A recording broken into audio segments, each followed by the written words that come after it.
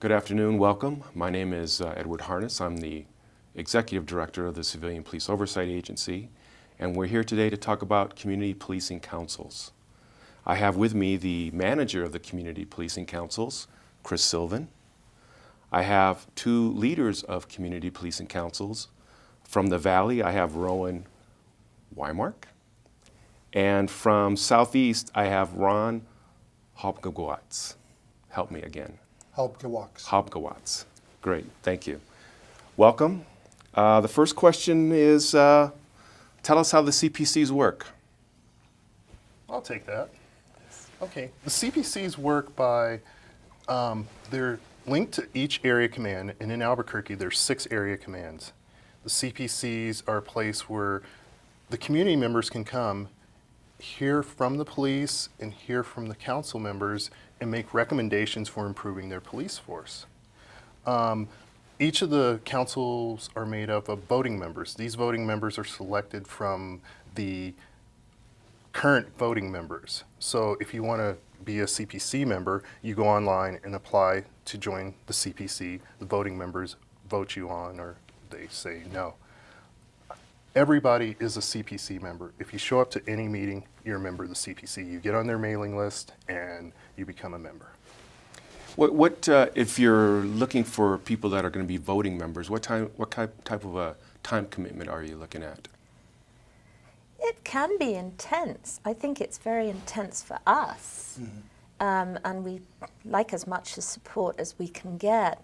There's a commitment to be at every monthly meeting. There's usually a commitment to take up some kind of task, to be responsible for one area or another. I have a vice chair. She proofs the minutes for me. She looks over other things. She helps me sometimes with the mail outs. And the emailing, oh my God. I mean, we email among each other a lot just to get things straight, to get things clear. We try and make a commitment to meeting between meetings.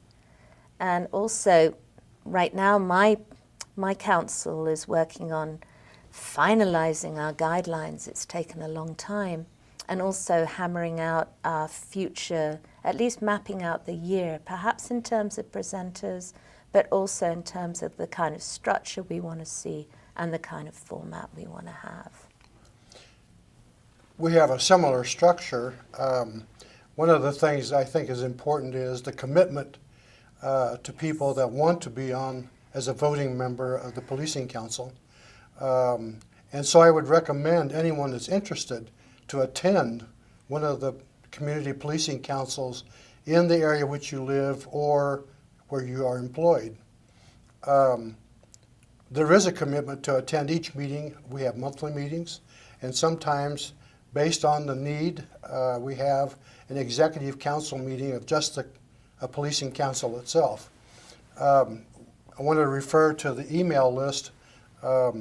Anyone that attends the Southeast Area Policing Council and submits their email address to us goes on a private, maintained email list, and they receive information independent of any other announcements or anything like that. And it's mailed directly to them on blind copy, and that is not a released email list, so the information is protected. There is a commitment from each member that serves. It's more than just the 2 hours a month where we have our meetings. There's a lot of preparation time, working with the presenter or the speaker, a lot of email exchanges between each of the members and that sort of thing. Reviewing minutes and the prep time necessary. Now, what's the one piece of advice that you would give someone wanting to join and become a voting member of a CPC? I'd say come with an open mind. We've had people come with a very black and white view, police bad, community good. And it's consider the shade of gray. I mean, police not perfect, community sometimes confused or not clear about what they need to know or what they already know and the erroneous assumptions that they make. I'd say be aware of the community. It's hard because we have such huge command areas and such diverse command areas. I know the Southeast as well is huge. We're huge. There are no small command areas. So representation from the entire community is hard. And you need to beat the bushes. Did I stray from the question? I'm No, not at sorry, all. Ed. Good. I would suggest that anyone interested in serving on a policing council attend one of our meetings, at least one of our meetings. There are some requirements. One of the requirements is that you attend a Civilian Police Academy and that you be agreeable to do some ride-alongs. There's only a requirement to do one ride-along with a police officer. I recommend several ride-alongs to get a sense of different times of the day and what the different police officers faced. So there is a commitment to that sort of thing also. But understand how the council works. Someone that's interested should talk to someone that's on the council. I'm happy to speak to anyone that has questions about serving on a policing council. We've done very well in the Southeast area with our policing council, and people are willing to give of their time. And they have to understand there is a time commitment. You make that commitment when you submit an application. Chris, besides the one piece of advice, would you also go through the requirements to be a voting member? The requirements to be a voting member of a community policing council are: you go online, you put in an application, essentially, and those applications are received by our office. Our office forwards them to the policing council in the particular area command where the person lives. Once the voting members see the application, they go into, as Ron said, or Rowan, an executive session where they interview the potential candidate. The potential candidate is either voted on or not voted on to the police council. So it's not a rigorous process, but it is as grassroots as it can be, because I didn't mention that earlier, but the city helps and manages the community policing councils, but it's on the councils to organize themselves. I have no access to any of the emails or who's attending the meetings. So each individual council for each of the 6 area commands operates independently with support from the city, but also independent from the police department itself. That's correct. And just to circle back to what Ron mentioned, there is the requirement for ride-alongs. Correct. And then the attendance at the Citizens Police Academy, which I understand has changed recently. Would you go through those changes? Okay, the Citizens Police Academy, and correct me if I'm wrong, because I forgot how long it was, but 3 months. it was 3 months. It was months. 3 months. It was 3 months. Twice a week. Yeah, at one point.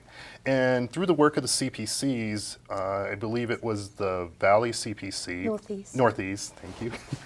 Northeast CPC, they got a shortened academy, and now the Citizens Police Academy is 2 weekends a month, 2 Saturdays. Well, 2 Saturdays, 2 Sundays. Okay. And this is better for our members and POB members to get through. One Right, point that's yes. missing is that aside from the other requirements, there's also a background check. And if you fail the background check, I believe there is some leeway on that. There is some leeway on the background check. It's a case-by-case basis. Mm-hmm. And the background check occurs when you apply to go on your first ride-along. We don't have the background check initially, Yeah. but there is a requirement for a ride-along. And you go to your particular command area office and apply for a ride-along. There will be a background check, which is done not just if you're on the policing council, but any citizen wanting to do a ride-along, and that is available, will go through a background check before they're permitted to ride along. It's also part of the Citizen Police Academy. It's integral to that. That's part of the training or whatever. It sounds like the Citizens Police Academy in its new incarnation is more of a training for the Police Oversight Board and for us. It's more tailored toward. It's more tailored, yeah. To the people that are volunteering to Right. give their time. It's more tailored and more focused for the work that they're going to be doing with their particular community policing councils or police oversight board. And as I understand it, the 3-month one is still available for just Yeah. citizens who want to know. But that had a lot of extra stuff in it that, as voting members, we didn't really need.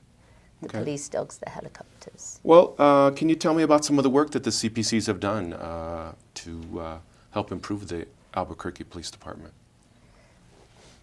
Well, one of the things, and I'm going to steal your No, steal it. recommendation, is they made a recommendation to the police department to add bike patrols. Was done by the Valley Area Command. And APD listened, and they added bike patrols in the area. That's part of what the councils do, the process of taking a recommendation from the voting members and passing it on to the chief or the deputy chief to see if this process can be done. And although we didn't submit a formal recommendation on restoring the policing cops on bikes, community policing is very important, especially in the southeast area. Yes. And the presence of officers is key to reducing crime and being in contact with the people that are on the street or that they encounter, working with business owners, for example, and that sort of thing. And so the southeast area worked with our area commander as a part of restoring the bicycle patrols in the southeast area. And very happy to say that we do have bicycle patrols in the southeast area, down around the university, up around Wyoming and Central, and along Central. It's very key to our community. You mentioned, Chris, that the Northeast made a recommendation to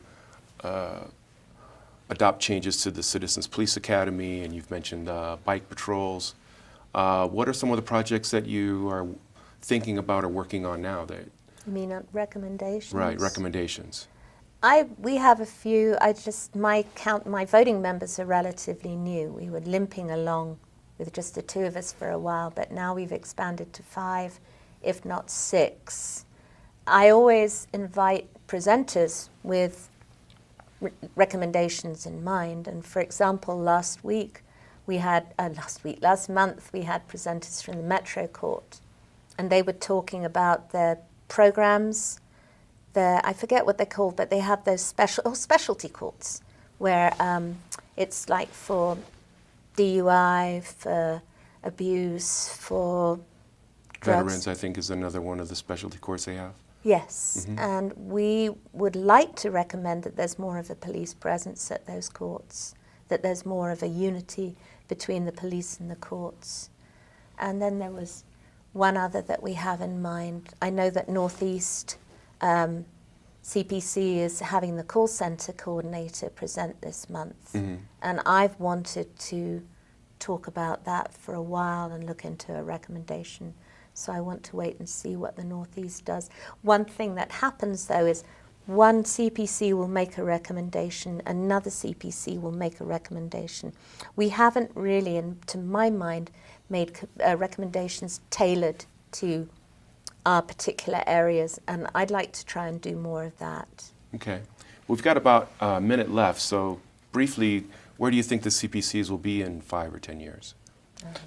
I think they'll still be around. I know a lot of people are thinking, well, this is tied to the Department of Justice being here monitoring our police department, but I think we have the model that is what the country's looking for, and they're looking to us. Other cities have asked to see what we're doing with our CPCs, so I think they'll still be around. I'd like to add one point. Our Southeast Area Policing Council is very strong. We went through a very low period of participation, but we are a very strong policing council right now, and given the interest from the community and the citizens attending the policing council meetings, I believe there will be an emphasis to continue the Community Policing Council after the Department of Justice agreement is reached. One of the keys is that's the link between community, citizens, and the Albuquerque Police Department. And I would also like to thank Ed for hosting our quarterly summit meetings where all of the CPCs come together to discuss concerns and issues and successes with each of the CPCs. Well, thank you. At the CPOA, we were happy to host those summits, and we will continue to do so as we see the CPCs as a vital voice and a vital link between the community and the department, and we value the input that we get from the community policing councils. So I think that's pretty much going to wrap us up. We appreciate you tuning in and learning about what the community policing councils do. Thanks.